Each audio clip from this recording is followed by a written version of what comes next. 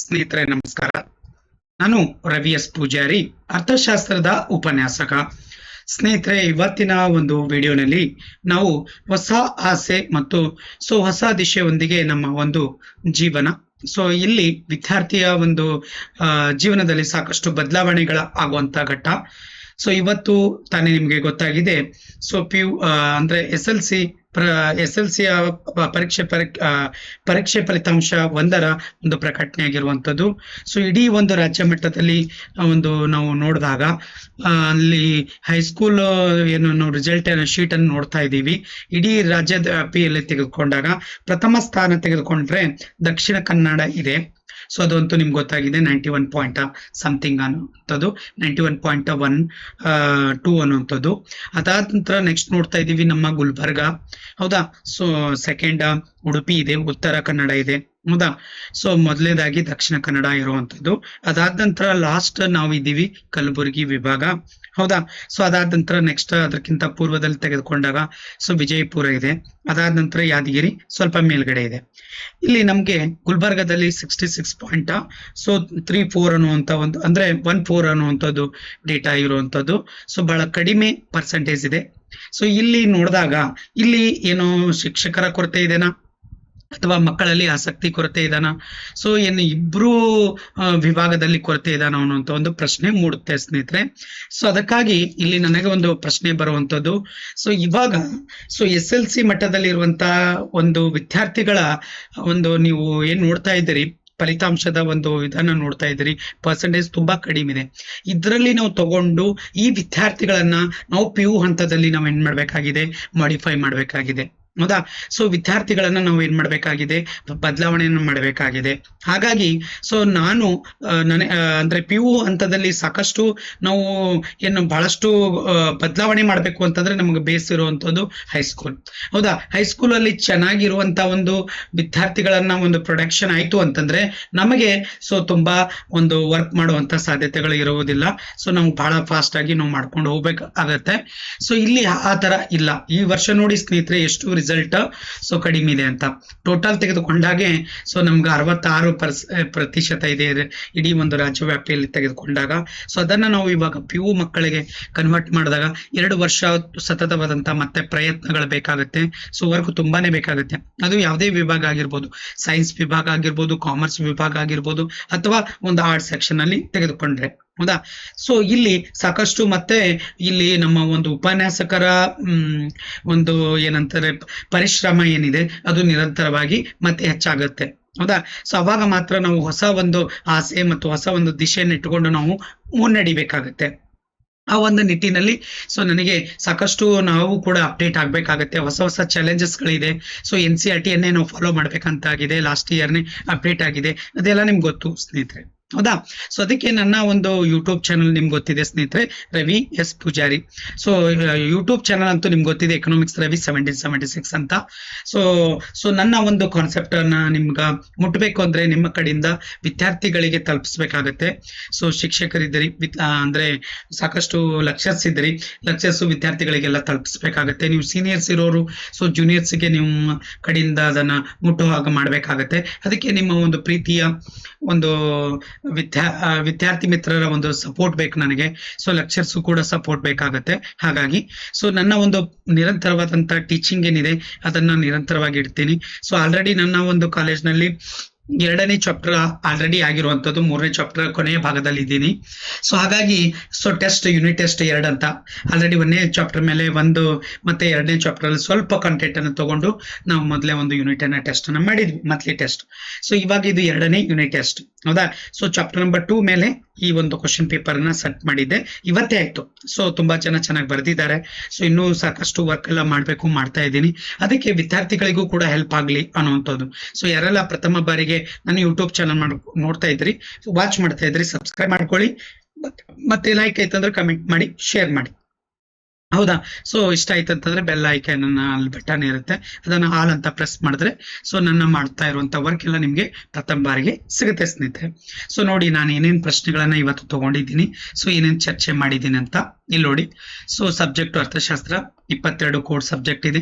So ಇಲ್ಲಿ ಸರಿಯಾದಂತಹ ಪ್ರಶ್ನೆಯಲ್ಲಿ ನಾನು 3 ಪ್ರಶ್ನೆಗಳನ್ನ ತೆಗೆದುಕೊಂಡಿದ್ದೀನಿ.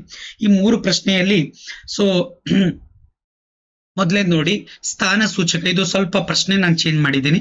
ಸ್ಥಾನ ಸೂಚಕ ತುಷ್ಟಿಗುಣವನ್ನ ಸೊ ಹೀಗೆಂದು ವ್ಯಕ್ತಪಡಿಸುತ್ತೇವೆ. ಬಹಳ ಜನ ಕನ್ಫ್ಯೂಷನ್ ಮಾಡ್ಕೊಡ್ತಾರ, ನ್ಯೂಮರಿಕಲ್ ಎಲ್ಲಿ ಇರ್ಬೋದು, ಸಂಖ್ಯೆಗಳಲ್ಲಿ ಅಂತ ಅಲ್ಲೇ ಇದು ಮಾಡ್ತಾರ. ಆಗೋದಿಲ್ಲ, ಶ್ರೇಣಿಗಳಲ್ಲಿ ಕರೆಕ್ಟ್ ಆಗುತ್ತೆ. ಯಾಕಂದ್ರೆ ಇಲ್ಲಿ ಸ್ಥಾನ ಅಂತ ಕೊಟ್ಟಿರೋದು ಪ್ರಶ್ನೆ ನೋಡಿ ಸ್ನೇಹಿತರೆ, ಅದಕ್ಕೋಸ್ಕರ ಹೇಳ್ತಾ ಇದೀನಿ. ಸ್ವಲ್ಪ ಮಾಡಿಫೈ ಮಾಡಿದ್ದೀನಿ. ಹಾಗಾಗಿ ಸ್ಥಾನ ಸೂಚಕ ತುಷ್ಟಿಗುಣ ಶ್ರೇಣಿಗಳಲ್ಲಿ ವ್ಯಕ್ತಪಡಿಸುತ್ತೆ. ಸಂಖ್ಯಾತ್ಮಕ ಅಂತ ಬಂದ್ರೆ ಅವಾಗ ಸಂಖ್ಯೆಗಳಾಗಿರ್ಬೋದು, ಕಾರ್ಡಿನಲ್ ಇನ್ಫಿನಿಟಿ, ಇಲ್ಲಿ ಆರ್ಡಿನಲ್ ಕೇಳಿದ್ದೀನಿ ನಾನು. ನೆಕ್ಸ್ಟ್ ಬೇಡಿಕೆ ರೇಖೆ ಮತ್ತೆ ಬಿಂದು ಒಂದಕ್ಕೆ ಸಮವಾಗಿರುತ್ತೆ. ಹಾಗಾಗಿ ಇಲ್ಲಿ ಆಪ್ಷನ್ಸ್ ಸರಿ ಒಂದಕ್ಕೆ ಸಮವಾಗಿರುತ್ತೆ.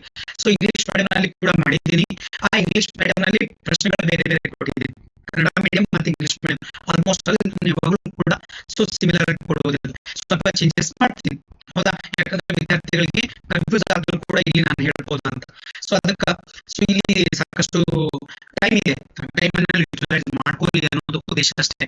ಅದಾದ ನಂತರ ನೆಕ್ಸ್ಟ್ ನೋಡಿ, 3ನೇ ಪ್ರಶ್ನೆ, ಒಂದು ಸರಳ ರೇಖಾ ಬೇಡಿಕೆ ರೇಖೆ ಮೇಲೆ ಬೇಡಿಕೆ ಸ್ಥಿತಿಸ್ಥಾಪಕತ್ವ ವಿವಿಧ ಬಿಂದುಗಳಲ್ಲಿ ಈ ನಡುವೆ 0 ನಿಂದ ಇನ್ಫಿನಿಟಿ ಏನಿದೆಯಲ್ಲ ಇದು ಕರೆಕ್ಟ್ ಆಗಿದೆ. ಹಾಗಾಗಿ ಉತ್ತರ ಕೊಟ್ಟಿದ್ದೀನಿ, ನೋಡ್ಕೊಳ್ರಿ. ಹೌದಾ? ನೆಕ್ಸ್ಟ್ ನೋಡಿ ಸ್ನೇಹಿತರೆ, ಹೊಂದಿಸಿ ಬರೆಯಿರಿ. ಸ್ವಲ್ಪ ಫಾಸ್ಟ್ ಆಯ್ತಾ? ಇಲ್ಲಿ ನೋಡಿ. ಸೊ ಮೊದಲೇದು ಹೊಂದಿಸಿ ಬರೆಯಿರಿ. ಆಲ್ರೆಡಿ ಆನ್ಸರ್ ಕೊಟ್ಟಿದ್ದೀನಿ. ಬೇಡಿಕೆ ರೇಖೆ ಕೆಳಮುಖ ಇಳಿಜಾರು ಸರಿಸಮ ಇಡಿ ಇಸ್ ಈಕ್ವಲ್ ಟು 1. ಹೌದಾ? ಸರಿಸಮ ಬೇಡಿಕೆ ಸ್ಥಿತಿಸ್ಥಾಪಕತ್ವ ಕರೆಕ್ಟ್ ಇದೆ, ಇಡಿ ಇಸ್ ಈಕ್ವಲ್ ಟು 1 ಅಂತ.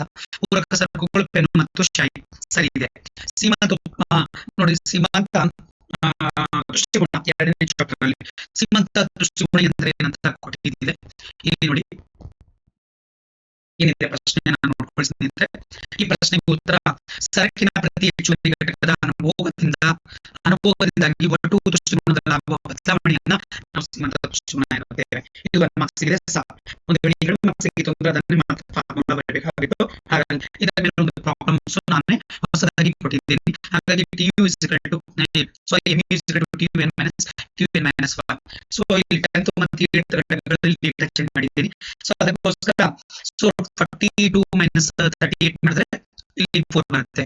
ಸೊ ಮೊದಲ ಪ್ರಶ್ನೆಯಲ್ಲಿ 2 ಆನ್ಸರ್ ಬರ್ತಿತ್ತು. ಇಂಗ್ಲಿಷ್ ಮೀಡಿಯಂದವರಿಗೆ ಬೇರೆ ಡೇಟಾ ಕೊಟ್ಟಿದ್ದೀನಿ, ಕನ್ನಡದವರಿಗೂ ಬೇರೆ ಡೇಟಾ ಕೊಟ್ಟಿದ್ದೀನಿ. ನೆಕ್ಸ್ಟ್ ನೋಡಿ, ಬೇಡಿಕೆ ಎಂದರೆ ಏನು ಅಂತ ನೋಡಿ ಸ್ನೇಹಿತರೆ. ಬೇಡಿಕೆ ಎಂದರೆ ಏನು ಅಂತ ಇದೆ. ಅನುಭೋಗಿಯು ಒಂದು ನಿರ್ದಿಷ್ಟ ಸಮಯದಲ್ಲಿ ನೋಡಿ, ಹೌದಾ? ಸೊ ನಿರ್ದಿಷ್ಟ ಸಮಯದಲ್ಲಿ ಒಂದು ಗೊತ್ತಾದ ಬೆಲೆಯಲ್ಲಿ ಸರಕನ್ನು ಕೊಳ್ಳುವ ಪ್ರಮಾಣಕ್ಕೆ ಬೇಡಿಕೆ ಅಂತೀವಿ ಅಂತ. ಸೊ ಬೇಡಿಕೆ ಅಂತಂದ್ರೆ ಏನ್ರಿ? ಸೊ ಒಬ್ಬ ಅನುಭೋಗಿದ್ದಾನೆ, ಒಂದು ನಿರ್ದಿಷ್ಟವಾದಂತಹ ಸಮಯದಲ್ಲಿ ಒಂದು ಅವಧಿಗೆ ಒಂದು ನಿರ್ದಿಷ್ಟ ಪ್ರಮಾಣದ ಗೊತ್ತಾದಂತ ಬೆಲೆ ಇರುತ್ತೆ. ಆ ಬೆಲೆಯಲ್ಲಿ ಕೊಂಡುಕೊಳ್ಳುವಂತ ಸೊ ಇದು, ಅದಕ್ಕೋಸ್ಕರ ನಾವು ಏನ್ ಕರಿತಾ ಇದೀವಿ ಅದನ್ನ ಬೇಡಿಕೆ ಅಂತ ಕರಿತಾ ಇದೀವಿ. ಹಾಗಾದ್ರೆ ಉದಾಹರಣೆ ಹೋಗ್ಬೇಕಾದ್ರೆ ಒಂದು ವಸ್ತು ಪೆನ್ ಇದೆ, ಸರಿನಾ? ಈ ಪೆನ್ನ ಸೊ ನಾವು ಏನ್ ಮಾಡ್ತಾ ಇದೀವಿ, ನಿರ್ದಿಷ್ಟವಾದಂತಹ ವಸ್ತುವನ್ನ ಕೊಟ್ಟು ಅಂದ್ರೆ ಬೆಲೆಯನ್ನು ಕೊಟ್ಟು ನಾವೇನ್ ಮಾಡ್ತಾ ಇದೀವಿ, ಇದನ್ನ ಪರ್ಚೇಸ್ ಮಾಡ್ತಾ ಇದೀವಿ. ನೆಕ್ಸ್ಟ್ ನೋಡಿ, 2 ಅಂಕದ ಪ್ರಶ್ನೆ. ಇವೆಲ್ಲ ಆಲ್ರೆಡಿ ತೆಗಿದ್ದೇನೆ, ಬಟ್ ಇದು ಇಂಪಾರ್ಟೆಂಟ್ ಅಂತ ಹೇಳಿ ಕೊಟ್ಟಿದ್ದೀನಿ ಮಕ್ಕಳಿಗೆ. ಹೌದಾ? ಸೊ ಬೇಡಿಕೆ ರೇಖೆಯ ಋಣಾತ್ಮಕ ಇಳಿಜಾರನ್ನು ವಿವರಿಸುವ 2 ಸೊ ಪರಿಣಾಮಗಳನ್ನು, ಬದಲಿಗೆ ಪರಿಣಾಮ ಮತ್ತು ಆದಾಯದ ಪರಿಣಾಮದಿಂದಾಗಿ 2 ಇದು. ಮತ್ತೆ ಬೇಡಿಕೆ ನಿಯಮ ಬಹಳ ಸಲ ಬಂದಿದೆ, ಇದು ಸೊ ತುಂಬಾ ಸಲ ಇದೆ. 2 ಅಂಕದ ಪ್ರಶ್ನೆಗಳು ನೋಡ್ಕೊಳ್ಳಿ, ಅದರಲ್ಲೆಲ್ಲ ಇದೆ, ತುಂಬಾ ಇಂಪಾರ್ಟೆಂಟ್ ಆಗಿದೆ. ಸರಕುಗಳೆಂದರೆ ಒಂದು ಉದಾಹರಣೆ ಕೊಟ್ಟಿದ್ದೀನಿ. ನವಣಿ, ಬಾರ್ಲಿ, ಅಕ್ಕಿ, ರಾಗಿ, ಸಿರಿಧಾನ್ಯಗಳಂತ ಕೊಟ್ಟಿದ್ದೀನಿ. ಮತ್ತೆ ಬೆಲೆ ಬೇಡಿಕೆ ಸ್ಥಿತಿಸ್ಥಾಪಕತ್ವ ಎಂದರೇನು, ಹೌದಾ? ಏನೆಂದು ಅರ್ಥೈಸಿದ್ರೆ ಮತ್ತೆ ಅದಕ್ಕೆ ಅದರದೊಂದು ಸೂತ್ರ ಅಂತ. ಸೊ ಇದನ್ನು ಕೂಡ ಸಾಕಷ್ಟು ಸಲ ಬಂದಿದೆ, ನಿಮ್ಮಲ್ಲಿ ಕೂಡ ಬರುವಂತ ಸಾಧ್ಯತೆ ಇದೆ. ಒಂದು ಪ್ರಾಬ್ಲಮ್ ಇದೆ, ಸೊ ಇದನ್ನು ಕೂಡ ಇದೆ 2ನೇ ಚಾಪ್ಟರ್ ಅಲ್ಲಿ. ಏನು ಚೇಂಜಸ್ ಮಾಡಂಗಿಲ್ಲ. 2 ಅಂಕದ ಪ್ರಶ್ನೆಯಲ್ಲಿ ಕೊಟ್ಟಿದ್ದೀನಿ. 15ನೇ ಪ್ರಶ್ನೆ ನೋಡಿ ಸ್ನೇಹಿತರೆ. ಸೊ ಅನುಭೋಗಿ, ಹೌದಾ? ಇಲ್ಲಿದೆ, ಸ್ವಲ್ಪ ಮೇಲಾಯ್ತಲ್ಲ, ಓಕೆ, ಇಲ್ಲಿದೆ, ಕರೆಕ್ಟ್ ಇದೆ, ಕಾಣಿಸ್ತಾ ಇದೆ. ಸೊ ಅನುಭೋಗಿ ಆದರ್ಶ ಆಯ್ಕೆಯನ್ನು ನಿರ್ಧರಿಸುವ ಅಂಶಗಳು ಪಟ್ಟಿ ಮಾಡಿ. ಸರಕಿನ ಬೆಲೆ ಇದೆ, ಇತರೆ ಸರಕುಗಳ ಬೆಲೆ, ಹೌದಾ? ಬೇರೆ ಸರಕುಗಳ ಬೆಲೆ ಆಗಿರ್ಬೋದು, ಅನುಭೋಗಿ ಆದಾಯ, ಅಭಿರುಚಿ, ಹೌದಾ? ಅನುಭೋಗಿ ಆದಾಯ ಮತ್ತು ಹೊರವು ಇವೆಲ್ಲ ಸೇರ್ಪಡೆ ಆಗುತ್ತೆ. ಸೊ ಇದರಲ್ಲಿ ಒಂದು ಅಟ್ಲೀಸ್ಟ್ 4 ಬರೀಬೇಕಾಗುತ್ತೆ. ನೆಕ್ಸ್ಟ್ 4 ಅಂಕದ ಪ್ರಶ್ನೆಯಲ್ಲಿ ಸೊ ಇಲ್ಲಿ 2 ಪ್ರಾಬ್ಲಮ್ ಕೊಟ್ಟಿದ್ದೀನಿ, ಆಮೇಲೆ ಉಳಿದಿದ್ದು ಥಿಯರಿ ಕೊಟ್ಟಿದ್ದೀನಿ. ಹೌದಾ? ಸೊ ಡೇಟಾ ಏನ್ ಚೇಂಜ್ ಇಲ್ಲ, ಹಳೆದಿದೆ, ಅದಕ್ಕೋಸ್ಕರ ಇದನ್ನ ಕೊಟ್ಟಿದ್ದೀನಿ. ಹೌದಾ? 0.-0.5 ಇದೆ. ಸೊ ಇದು ಪ್ಲಸ್ ಗೆ ನಾವು ಕನ್ವರ್ಟ್ ಮಾಡ್ಕೋಬೇಕು 0.5. ಬದಲಿ ಸರ್ಕು ಪೂರಕ ಸರ್ಕುಗಳು ಬಹಳ ಇಂಪಾರ್ಟೆಂಟ್ ಪ್ರಶ್ನೆ, ಸರಿನಾ? ಸೊ ನೋಡ್ಕೊಳ್ಳಿ, ಎರಡು ಕೂಡ ನೀವು ಡಿಫ್ರೆಂಟ್ ಮಾಡ್ಬೇಕಾಗುತ್ತೆ, ನೋಡ್ಕೊಳ್ಳಿ. ಅದಾದ ನಂತರ ಸಾಮಾನ್ಯ ಸರಕು ಮತ್ತು ಕೆಳ ದರ್ಜೆ ಸರಕು, ಈ ಎರಡು ಸರಕುಗಳ ಬಗ್ಗೆ ವ್ಯತ್ಯಾಸನ ಬರೀಬೇಕಾಗುತ್ತೆ, ನೆನಪಿಡಿ. ಹೌದಾ? ಎಸ್. ನೆಕ್ಸ್ಟ್ ಬಜೆಟ್ಗಳನ್ನ, ಸೊ ಇದು ಲಾಸ್ಟ್ ಟೆಸ್ಟ್ ಕೊಟ್ಟಿದೆ, ಇರಲಿ ಸೊ ಇಂಪಾರ್ಟೆಂಟ್ ಅನಿಸ್ತು, ಅದಕ್ಕೋಸ್ಕರ ಕೊಟ್ಟಿದ್ದೀನಿ ಸ್ನೇಹಿತರೆ. ಬಜೆಟ್ ಒಂದು ಡಯಾಗ್ರಾಮ್ ಹಾಕಿ ಎಕ್ಸ್ಪ್ಲೇನ್ ಮಾಡ್ತಾ ಹೋಗ್ಬೇಕು, ಸರಿನಾ? ಎಸ್. ಮತ್ತೆ ಬೇಡಿಕೆ ಇದರದೇನಂದ್ರೆ ಡಿ1 ಇಸ್ ಈಕ್ವಲ್ ಟು ಡಿ2 ಅಂತ, ಇದು ಡೇಟಾ ಸ್ವಲ್ಪ ಚೇಂಜ್ ಮಾಡಿದ್ದೀನಿ ನೋಡಿ ಸ್ನೇಹಿತರೆ. ಹೌದಾ? ಸೊ ನೋಡಿ ಡಿ1 190 ಕೊಟ್ಟಿದ್ದೀನಿ, ಡಿ2 ಸೊ 24 ಕೊಟ್ಟಿದ್ದೀನಿ, ಡಿಎಂ ಫೈಂಡ್ ಹಿಡಿಬೇಕು. ಸೊ ಅದು ಫಾರ್ಮುಲಾ ಮಾಡಿದ್ರೆ ಮಾರ್ಕ್ಸ್ ಕೊಡ್ತೀನಿ ಅಂತ ಹೇಳಿದ್ದೀನಿ. ಫಾರ್ಮುಲಾ ಹಾಕಿ ನೀವು ಪ್ರಾಬ್ಲಮ್ ಸಾಲ್ವ್ ಮಾಡಿ ಆನ್ಸರ್ ಇಡ್ರಿ ಅಂತ. ಹೌದಾ? ಎಸ್.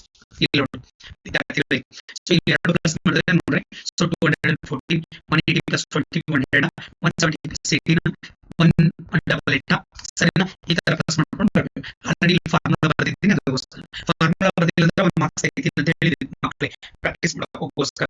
ಹೌದಾ? ಸೊ ಇದೇ ಪ್ರಾಕ್ಟೀಸ್ ಎನ್ವಲಲ್ಲಿ ಮಾಡ್ತಾರೆ, ಅದಕ್ಕೆ ಅವರಿಂದ ಒಂದು ಸಣ್ಣ ಸಿಲಿ ಮಿಸ್ಟೇಕ್ ಕೂಡ ಮಾಡಬಾರ್ದು. ಅದಕ್ಕೆ ನೀವು ಕೂಡ ಸೊ ಈ ತರ ಸಮಸ್ಯೆಗಳಿತ್ತು ಅಂತಂದ್ರೆ ಸೊ ಅಲ್ಲಿ ಕರೆಕ್ಟ್ ಆಗಿ ಮಾಡಬೇಕು. ಯಾವುದೇ ರೀತಿಯ ಫಾರ್ಮುಲಾ ಬಿಡಬೇಡಿ ದಯವಿಟ್ಟು. ಫಾರ್ಮುಲಾ ಬಿಟ್ಟರೆ ಏನಾಗುತ್ತೆ, ಸೊ ಎಕ್ಸಾಮ್ ನಲ್ಲಿ ಮಾರ್ಕ್ಸ್ ಕಟ್ ಆಗುತ್ತೆ. ಮತ್ತೆ ಬಗ್ಗೆ ಆದರ್ಶ ಆಯ್ಕೆ ಬಗ್ಗೆ ಒಂದು ರೇಖಾಚಿತ್ರದ ಒಂದು ಸಹಾಯದಿಂದ ವಿವರಿಸಿದಂತೆ ಇದು ಇಂಪಾರ್ಟೆಂಟ್ ಇದೆ. ಸೊ ಆಲ್ರೆಡಿ ಮೊದಲೇ 2 ಪ್ರಶ್ನೆಗಳು ಕೊಟ್ಟಿದ್ದೀನಿ, ಪ್ರಾಕ್ಟೀಸ್ ಮಾಡಿದಾರೆ ಮಕ್ಕಳು, ಅದಕ್ಕೆ ಇದು 3 ಇಂಪಾರ್ಟೆಂಟ್ ಇದೆ, ಇದು ಕೊಟ್ಟಿದ್ದೀನಿ. ಸರಿ, ಡಯಾಗ್ರಾಮ್ ಇದೆ ನೋಡ್ಕೊಳ್ಳಿ, ಇದಕ್ಕೆ ಎಕ್ಸ್ಪ್ಲೇಷನ್ ಎಲ್ಲ ಮಾಡಬೇಕು ಸ್ನೇಹಿತರೆ. ಸೊ ತುಂಬಾ ಚೆನ್ನಾಗಿ ಮಾಡಿದ್ದಾರೆ ಮಕ್ಕಳು. ಹೌದಾ? ಎಕ್ಸ್ಪ್ಲೇನೇಷನ್ ಎಲ್ಲ ನೋಡಿ. ನೆಕ್ಸ್ಟ್ ಇದಾದ ನಂತರ ಇನ್ನೊಂದು ಪ್ರಶ್ನೆ ತಗೊಂಡಿದ್ದೀನಿ. ಈ ಪ್ರಶ್ನೆ ಸರಳ ರೇಖಾ ಬೇಡಿಕೆ ರೇಖೆಯ ಮೇಲೆ ಒಂದು ಏನಂತಂದ್ರೆ ಅದರ ಸ್ಥಿತಿಸ್ಥಾಪಕತ್ವಗಳು ಇಲ್ಲಿದೆ ನೋಡಿ.